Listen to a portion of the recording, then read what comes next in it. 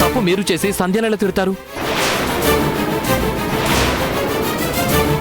బాబు అది ఇది మీ ఇల్లే అని చెప్పాను కదా. ఇక్కడ మీకేం కావాలన్నా మీరే చేసుకోవచ్చు కదా. సంధ్య నా భార్య, పని మనిషి కాదు.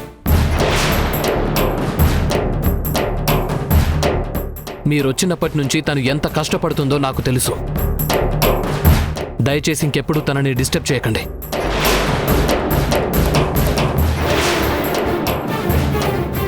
సంధ్య, నువ్వు వెళ్ళి కాసేపు రెస్ట్ తీసుకో. వెళ్ళు సంధ్య, వెళ్ళు సంధ్య.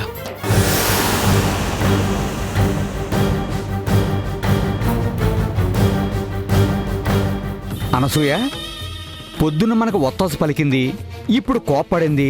రెండు మనాలుడేనా లేక వేరే మనిషా? ఇద్దరూ ఒకరేనండి. ఒక్క రోజులో ఇంత మార్పేంటో నాకు అర్థం కావడం లేదు. అల్లుడు మన పార్టీయే అనుకుంటే ఈ కొత్త ఫిరాయింపులేంటి?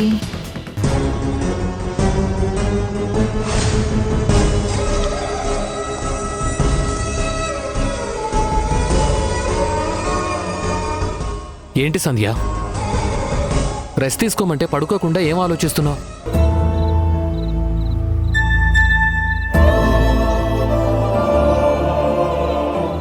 నాకేం అర్థం కావడం లేదండి.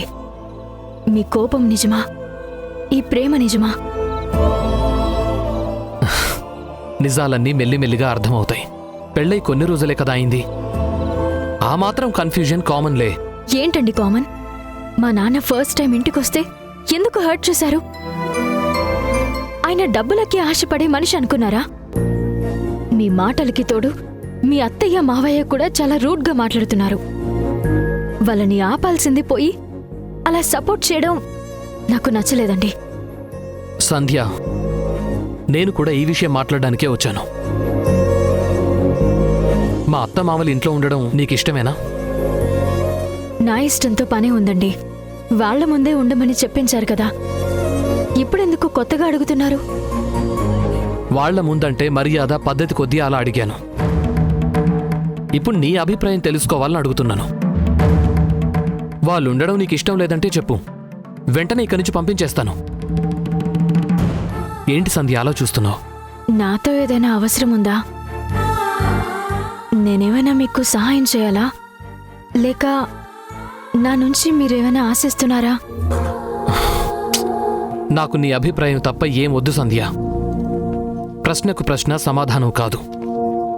ఒక మనిషి పోటుకో రకంగా మారుతుంటే నాకే కాదండి, ఎవరికైనా అనుమానం వస్తుంది. ఈ రోజుతో అనుమానాలన్నీ పక్కన పెట్టేద్దాం.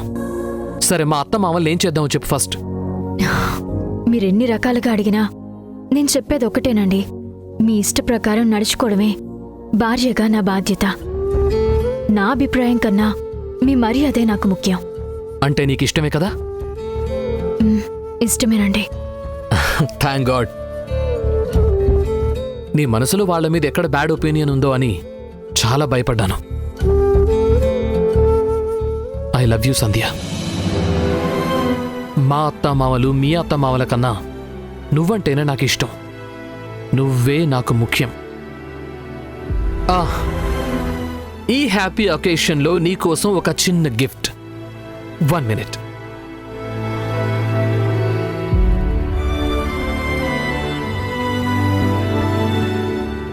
తీసుకో. ఏంటండి ఇది?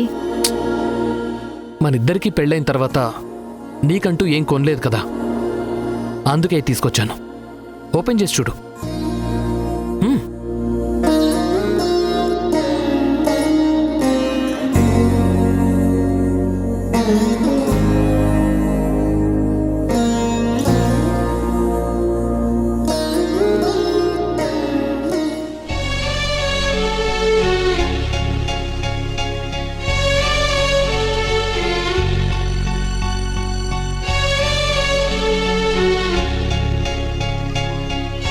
నచ్చిందా? మీరిష్టపడి తెచ్చారు. నాకు నచ్చకుండా ఎలా ఉంటుంది? సంధ్య, నీకో సీక్రెట్ చెప్పనా? ఈ చీరని ఎందుకు ఇష్టపడ్డానో తెలుసా?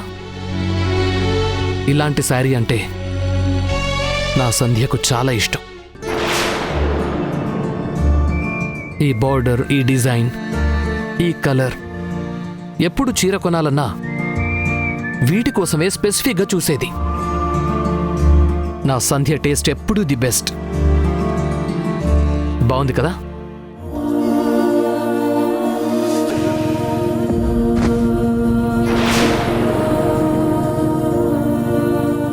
ఏమైంది సంధ్య? ఇది నా కోసం తెచ్చారనుకున్నానండి, మీ సంధ్య కోసం అనుకోలేదు. ఏంటి సంధ్య అంత మాట అన్నావు? నువ్వు నా సంధ్య స్థానంలో వచ్చావు. తనకిష్టమైంది నీకు కూడా నచ్చుతుందనే తెచ్చాను. నీ దగ్గర ఏ విషయం దాచకూడదని సీక్రెట్ ఓపెన్ చేసి చెప్తే హ్యాపీ ఫీల్ అవ్వకుండా కోపం చూపిస్తావా? ఈ క్షణం నా కళ్ళ ముందున్నది నా సంధ్య కాదు, నువ్వే. ఎప్పటికీ నువ్వే ఉండాలని కోరుకుంటున్నాను. నా ప్రేమని అర్థం చేసుకుంటే ఆ చీరని తీసుకో, లేదంటే అక్కడే వదిలే. బలవంతంగా పెళ్లి చేసుకోవచ్చు, కానీ ప్రేమించలేం కదా.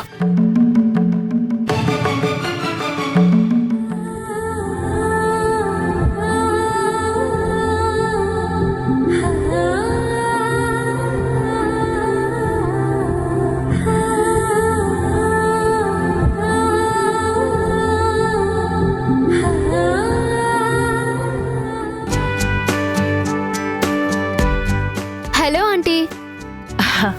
దివ్య, కూర్చోమ్మా.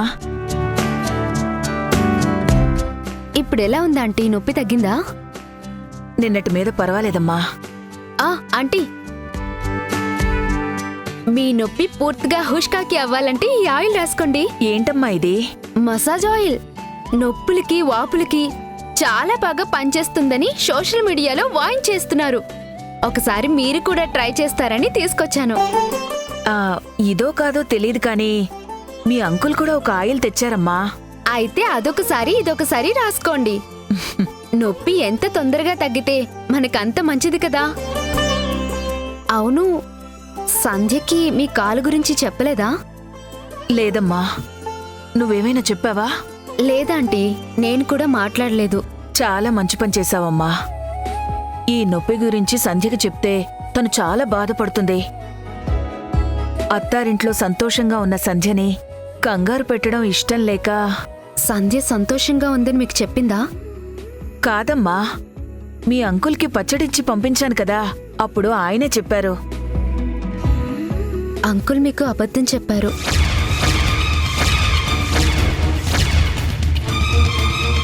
ఏంటి?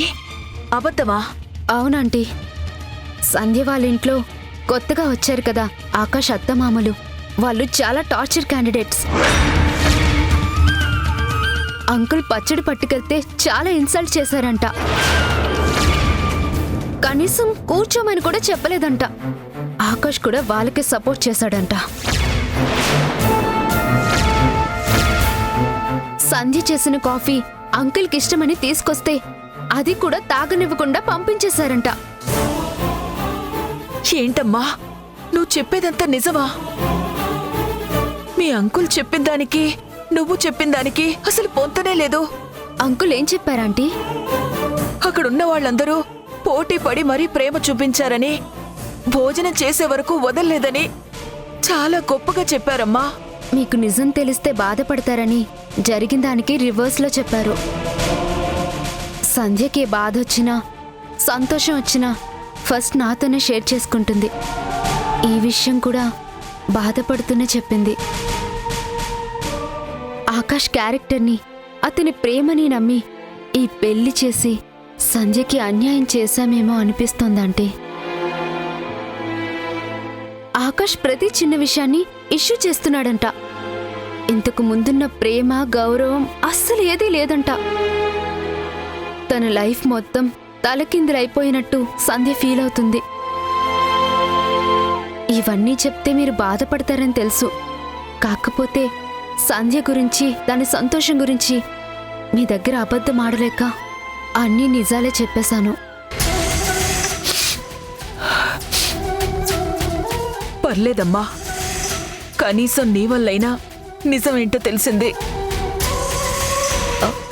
ఆంటీ, బాబ్జీ భోజనం తీసుకొస్తున్నాడా? అవునమ్మా, వద్దని చెబుతున్నా వినకుండా 2 పూట్లా తెస్తున్నాడు. సరే ఆంటీ, నేను ఇంటికి వెళ్తున్నాను. ఏదైనా అవసరం ఉంటే కాల్ చేయండి. అలాగేనమ్మా. Bye aunty.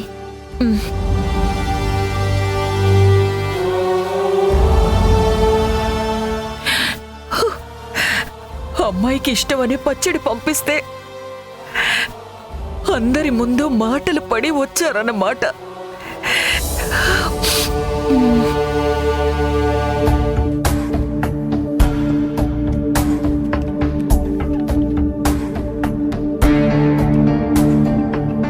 వచ్చిన చుట్టాలంతా ఈ ఇంటి మీద పడి మేస్తుంటే ఇల్లు గొల్లైపోదు. ఏదైనా డబ్బు అవసరం ఉండి వచ్చారేమో. ఎంత కావాలంటే అంత ఇచ్చి పంపించు. మా అత్తమావలు మీ అత్తమావల కన్నా నువ్వంటేనే నాకు ఇష్టం. నువ్వే నాకు ముఖ్యం.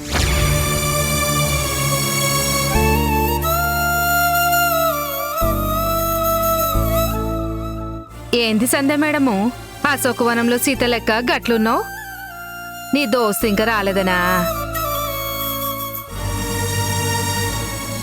ఏం లేదు దుర్గా, కొంచెం తలనొప్పిగా ఉంది. గట్లనా? ఎండి సార్ పిలుస్తుండ్రు. నువ్వు గట్ల పోయి బయటకు వచ్చేసరికి మస్తు కాఫీ రెడీ చేసి పెడతా. సరే.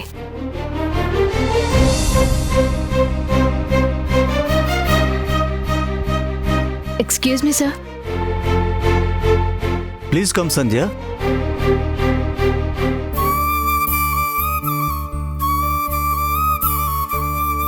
ఫైల్ మొత్తం చెక్ చేశానమ్మా, అంతా బానే ఉంది. కానీ లాస్ట్లో ఒక చిన్న పాయింట్ మిస్ అయింది. దానివల్ల ప్రాజెక్ట్ కాన్సెప్ట్ మొత్తం మారిపోయింది. సారీ సార్, ఓవర్లుక్లో మిస్ అయి ఉంటాను. ఇంకెప్పుడు ఇలాంటి పొరపాటు చేయను. ఇట్స్ ఆల్ రైట్ సంధ్య, నువ్వు మిస్ అయినా కరెక్ట్ చేయడానికి నేనున్నాను కదా. Don't worry, you may go now.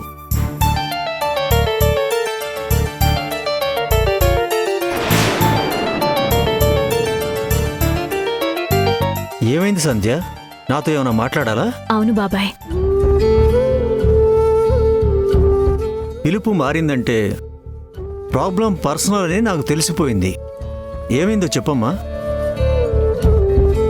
పెళ్లికి ముందు ఆకాష్కి, పెళ్లి తర్వాత ఆకాష్కి చాలా మార్పు ఉందండి. ఆ మార్పు వల్ల ప్రతిరోజు ప్రాబ్లం ఫేస్ చేయాల్సి వస్తుంది. ఏంటమ్మా నువ్వు చెప్పేది? ఆకాష్లో మార్పు రావడం, దానివల్ల ప్రాబ్లమా? అసలు ఏమైంది? పర్సనల్ లైఫ్ని ప్రొఫెషనల్ లైఫ్ని ఎప్పుడూ కలపకూడదు అని చెప్పిన నేను ఇప్పుడు మీతో షేర్ చేసుకోవాల్సి వచ్చిందంటే నా పరిస్థితి ఏంటో మీరే అర్థం చేసుకోండి. ఇద్దరికీ పెళ్లి కాకముందు ఎవరి జీవితం వాళ్ళకుంది, ఎవరి గతం వాళ్ళకుంది. నా గురించి పూర్తిగా తెలిసి మరీ పెళ్లి చేసుకోవడానికి ఇష్టపడ్డారు అంటే నన్నుగా యాక్సెప్ట్ చేస్తున్నారని నేనెంతో ఆశపడ్డాను. కానీ అలా జరగడం లేదు. ప్రతి విషయంలోనూ ఆయన మొదటి భార్యతో నన్ను పోల్చి అలా ఉండమంటున్నారు. ఇంపాసిబుల్. ఎవరి పర్సనాలిటీ వాళ్ళది, ఎవరి ప్రత్యేకత వాళ్ళది. ఒకరిలా మరొకరు ఉండాలనుకుంటే ఎలా? ఇది చాలా రాంగ్. అయినా సరే నేను ఆయన చెప్పినట్టే వింటున్నాను, ఉంటున్నాను. నన్ను బాధ పెట్టే విషయం ఏంటంటే ఆయన గతాన్ని ఆయన మర్చిపోరట, దాన్ని నేను గౌరవించాలంట. సూర్య ఆబ్దికం రోజున మా అమ్మ నాన్న దగ్గరికి వెళ్తే ఆకాష్ అన్న మాటలు ఇప్పటికీ మర్చిపోలేకపోతున్నాను. నేను ప్రాణంగా చూసుకునే మా అమ్మ నాన్న దగ్గరికి వెళ్ళడం, మాట్లాడడం తప్పపడుతున్నారు. మా నాన్న ఇంటికొస్తే చాలా ఇన్సల్టింగ్గా మాట్లాడారు. ఇవన్నీ సరిపోనట్టు కొత్తగా ఆయన అత్త మామలు వచ్చారు. అత్తా మామల అంటే చనిపోయిన సంధ్య తల్లిదండ్రులా? అవునండి. వాళ్లతో నేనెంత మర్యాదగా ఉన్నా, ఎన్ని పనులు చేసినా ఏదో ఒక వంకలు పెట్టి నన్ను తిడుతున్నారు. సడన్ గా వాళ్ళెందుకు వచ్చారు? తెలీదు బాబాయ్. వచ్చిన వాళ్ళు వచ్చినట్టు ఉండకుండా ప్రతి మాటలో వెటకారం, సర్కాసం చాలా ఇరిటేటింగ్ గా ఉంటుంది. ఆ పిన్ని గారి పద్ధతి చూస్తుంటే అసలు ఆవిడికి నేను ఇంట్లో ఉండడం కూడా ఇష్టం లేదు అనిపిస్తుంది. ఆవిడే మాట తీరు అంతేనమ్మా. నాలాంటి వాడికి కూడా ఈజీగా కోపం తెప్పించగల మహానుభావురాలు. వాళ్ళని ఎప్పటికీ ఇంట్లోనే ఉండనిచ్చేలా నాతోనే ఒప్పించారు. వచ్చినప్పటి నుండి ఏం కావాలన్నా లేదనకుండా చేస్తూనే ఉన్నాను.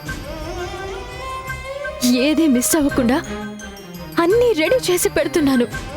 అయినా సరే సూటిపోటి మాటలతో నన్ను టార్చర్ పెట్టడం తప్పడం లేదు. వాళ్ళొచ్చి ఎన్ని రోజులైందమ్మా? వారం పైనే అవుతుందండి. వారం అయిందా? మరి ఆకాష్ నాతో ఒక్క మాట కూడా చెప్పలేదేంటి? ఎలా చెప్తారు బాబాయ్? ఇంట్లో ఉన్న అత్తమామల్ని చూసుకోవడానికే ఆయనకి టైం సరిపోవడం లేదు. పెళ్లి చేసుకున్నది కొత్త జీవితాన్ని మొదలు పెట్టడానికే కానీ గతం ఎంత గొప్పదో అని తలుచుకోవడానికి కాదు కదా బాబాయ్. నవ్వుతూనే అన్నీ చెబుతారు, అలా నవ్వుతూనే నరకం చూపిస్తారు. భరించలేకపోతున్నాను బాబాయ్. నన్ను సంధ్య అని పేరు పెట్టుకున్న అమ్మాయిలా, చీర కట్టుకున్న బొమ్మలా చూస్తున్నారే తప్ప నేను ఒక మనిషినేనని, నాకు ఇష్టాలు ఉంటాయని ఆయన గుర్తించడం లేదు. ఇన్ని రోజులు ఈ సంగతి నాకెందుకు చెప్పలేదమ్మా? ఆత్మాభిమానం అడ్డొచ్చి నేను ఆగిపోయాను బాబాయ్. ఇప్పటికీ కూడా పరిష్కారం దొరకకపోతే నా జీవితం ఏమైపోతుందో, అమ్మా నాన్న ఎలా బ్రతుకుతారో అన్న భయంతోనే మీతో ఇవన్నీ చెప్పడానికి వచ్చాను. బాధపడకు సంధ్య. నన్ను ఆత్మీయుడిగా భావించి నీ ప్రాబ్లం నాతో చెప్పావు. పరిష్కారం చూపించే పూచీ నాది. బాబాయ్, ఆయన ఇలాంటి విషయాల్లో కొంచెం సెన్సిటివ్గా ఉంటారు. కాస్త జాగ్రత్తగా డీల్ చేయండి. ఇలాంటి పరిస్థితిలో కూడా నువ్వు వాడి గురించి ఆలోచిస్తున్నావేంటమ్మా? అయినా ప్రేమించిన అమ్మాయిని పెళ్లి చేసుకుని ఇంతలా బాధ పెడుతున్న మనిషిని సెన్సిటివ్ అనరు. మీ పెళ్లికి పెద్దగా ఉన్నాను. ఇప్పుడు సమస్య వస్తే తీర్చాల్సిన బాధ్యత నా మీద ఉంది. నువ్వు ధైర్యంగా ఉండమ్మా. ఆకాష్కి అర్థమయ్యేలా నేను నచ్చ చెప్తాను. అలా మాట్లాడే చనువు, పెద్దరికం మీ దగ్గర ఉంది అన్న నమ్మకంతోనే నేనొచ్చాను. ఆ నమ్మకాన్ని నేను నిలబెట్టుకుంటాను. నువ్వు ధైర్యంగా ఉండమ్మా. థ్యాంక్ యూ బాబాయ్.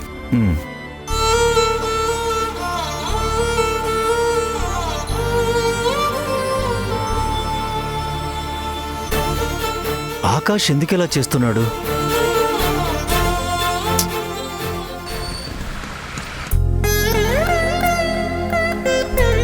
లక్ష్మి, నీ రిపోర్ట్లన్నీ పెద్ద డాక్టర్కి చూపించిందంట. ఫ్రాక్చర్ ఏం లేదని వాళ్ళు కూడా తేల్చి చెప్పారంట.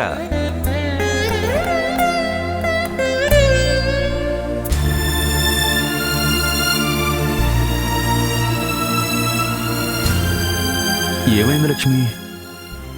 నొప్పి తగ్గడానికి మాత్రలున్నట్టే కన్నీళ్ళు ఇంకిపోవడానికి కూడా మాత్రలుంటే ఎంత బాగుండేదో. ఏంటి అలా అంటున్నావు? నొప్పి మళ్ళీ ఎక్కువైందా? లేదండి, చాలా సంతోషంగా ఉంది. సంతోషంగా ఉందా? అవునండి. ఆ రోజు సంధ్య ఇంటికి వెళ్ళి పచ్చడిచ్చి వచ్చిన తర్వాత అక్కడ మర్యాదల గురించి చెప్తూ మీరెంత సంతోషించారో ఇప్పుడు నాకు కూడా అంతే సంతోషంగా ఉందండి. సంజయ్ ఫోన్ చేసిందా? అదెందుకు చేస్తుంది? చేసినా నిజం ఎందుకు చెప్తుంది? మీరు నాకెందుకు అబద్ధం చెప్పారు? అక్కడ జరిగిన అవమానాన్ని, బాధని ఒంటరిగా ఎందుకు మోస్తున్నారు? ఒక భార్యగా మీ బాధల్లో పాలు పంచుకునే అర్హత నాకు లేదనుకున్నారా? ఊరుకో లక్ష్మి.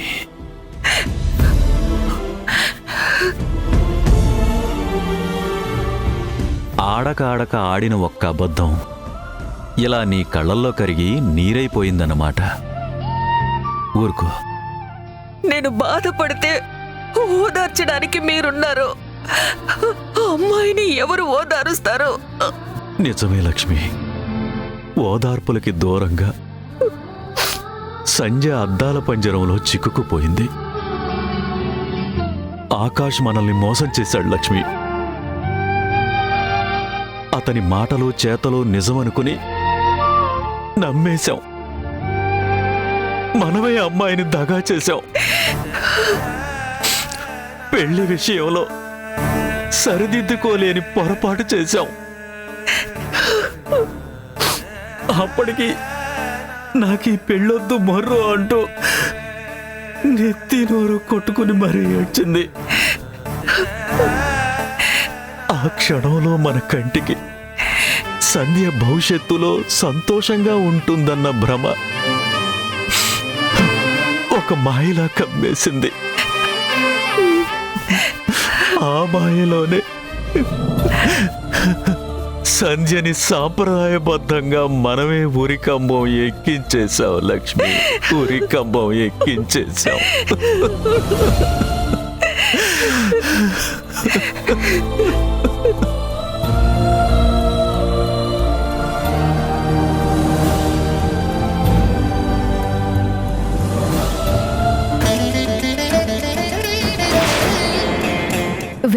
వెంటపడి పెళ్లి చేసుకున్నది నాకు ఇలాంటి బ్రతుకు ఇవ్వడం కోసమేనా?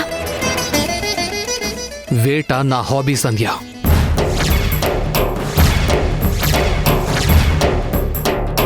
ప్రేమకి వేటకి తేడా తెలీదన్నమాట, అంతే కదా? అవును.